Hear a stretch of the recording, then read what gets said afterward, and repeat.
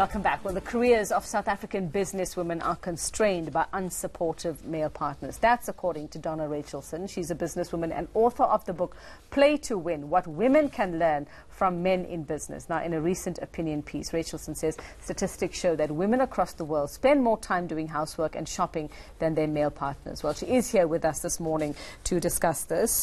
Donna, good morning. Thanks for your time. Now, I'm assuming when we talk about the women who spend more time, these are women who actually have other jobs as well? Absolutely. What, yeah? They do their jobs in the workplace and they come home and they've got another job to do.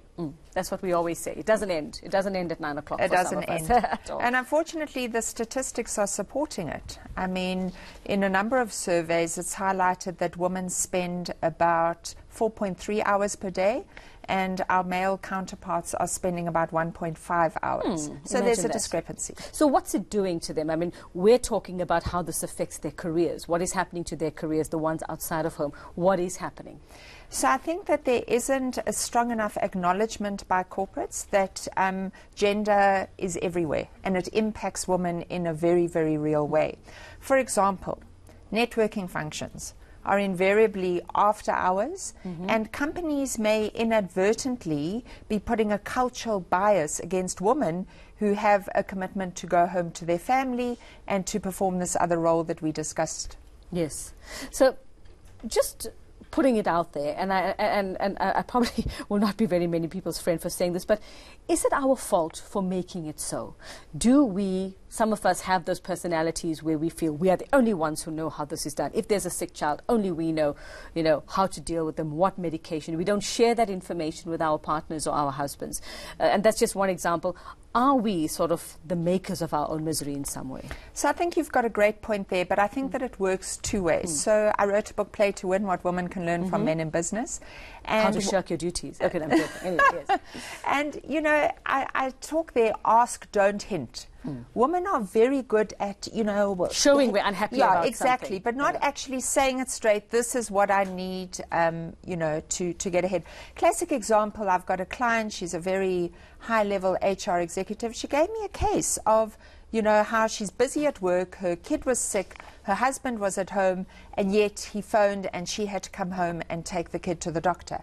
And that kind of, there are a lot of cultural norms that sit in it, but I do agree with you, women have to look at things differently. Just to add to that point, early on in our relationship with my husband, been married 18 years, we had clarity that in order for both of us to progress in our career, there would need to be an equal allocation of roles. Yeah. And I can honestly say with hand on my heart, it is a 50-50 relationship. And it's on that basis that I have been able... Did you train him that way? Did he come like that? No, he was trained. Was it a factory setting? Oh, no, he was trained. Was he trained? Okay, so we've got to train our husbands from day one. From day one, we've got to start saying, okay, you've got to do this, and I've got... Is it too late for those who are in marriages, those who have careers, to make change? Now, how do you make that change? So I think, look, it's really, really important to have a strong sense of self, because often women lack the confidence. And as you said, they want everything perfect. Yes. So one chapter in my book is say it doesn't have to be 100%. Often as women, we hold back, we don't do anything unless it's 100%. And maybe if we allocated some roles to our significant others, it may not be 100%, but at least we're getting the help we need. Even if they come home with the wrong fresh cream or whatever it is, it's okay. Because that's me. My husband says, why are you moaning? Just ask me and I'll help him. Like, but you won't get the right things on the list. So in those ways, it is our fault in some way. So what would you say to those, like you said, there are some cultural norms, there are some differences for those who are wonderful in a boardroom but can't stand up for themselves at home? Sure. And I'm sure that we find that a lot. Sure. That's an interesting one. And I think workplaces are becoming more enabling for women. But I still think that there are two things that need to happen.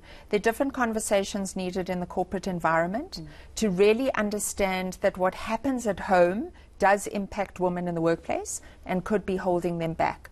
I think women, on the other hand, need to start asserting themselves more directly at home to ensure that there is a fair allocation of roles. Because we have it both sides. If you have a male boss and then you have a husband at home, you have the male boss also going, but you're here, somebody should be able to take your kid to the doctor. But you've got a husband sitting at home saying, I'm holding her, but please, you come and take her to the doctor. It's a bit of a, it's a rock and a hard place, isn't it? You know, and women experience time poverty and immense stress. Time poverty? Yes. What is that?